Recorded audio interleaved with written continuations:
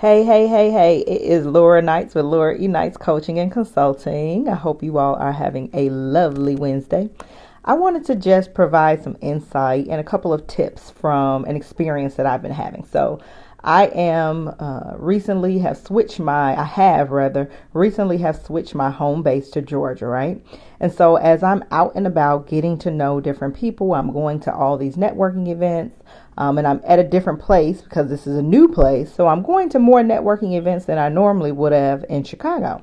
And I'm noticing some common things of being in these spaces with women entrepreneurs who are multi-passionate. And I'll explain what I mean by that in a minute.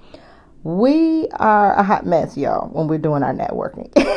So what do I mean by multi-passionate first, and then I'll explain what I mean by the hot mess.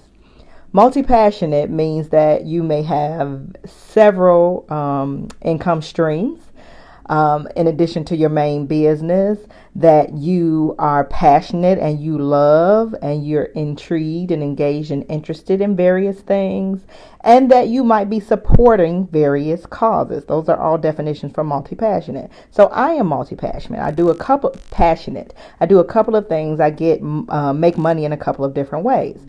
But why I say it's a hot mess is because there are some rules of engagement when it comes to networking, especially for multi-passionate people.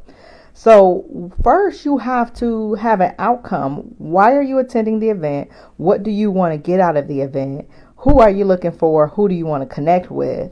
Two, you need to be clear on for your offerings, who is your ideal client, so you can position your message. When you go around and you do your little elevator pitch, you can position your message. Three, you cannot tell people every single thing that you do in the 60-second time frame, because what it does, it confuses the audience. It's sensory overload. They begin to tune out. They don't quite know how they can engage with you or how you can help them or who they should send to you. And so it ends up being a waste of your time. And I've been at a couple of events where people are doing this. They are standing up. They're talking about their main business, which may be coaching. And then they also are a yoga instructor on the side, and they also might sell some of the weight loss teas, and their husband has a mechanic shop and you can go and get your car fixed there. And in this tiny little space of time, they are confusing, overwhelming the audience. So for my multi-passionate entrepreneurs, I encourage you to choose one lane for the networking event. So I'll give you an example. I have a coaching practice where I work primarily with women entrepreneurs, right? But I also do quite a bit of leadership development consulting and team development consulting with large organizations. So when I'm at networking events, first I'm assessing the room to see who is in here. You can tell from the chit chatter, small talk before a formal program starts, who is in this room, right?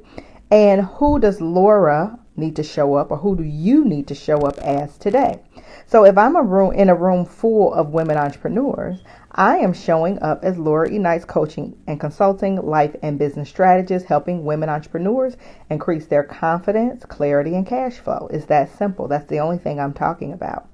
But if I was at an industry conference, let's say a leadership conference or a human resources conference, in that space, most of those people are employees of someone. They may be in leadership or they just may be team members.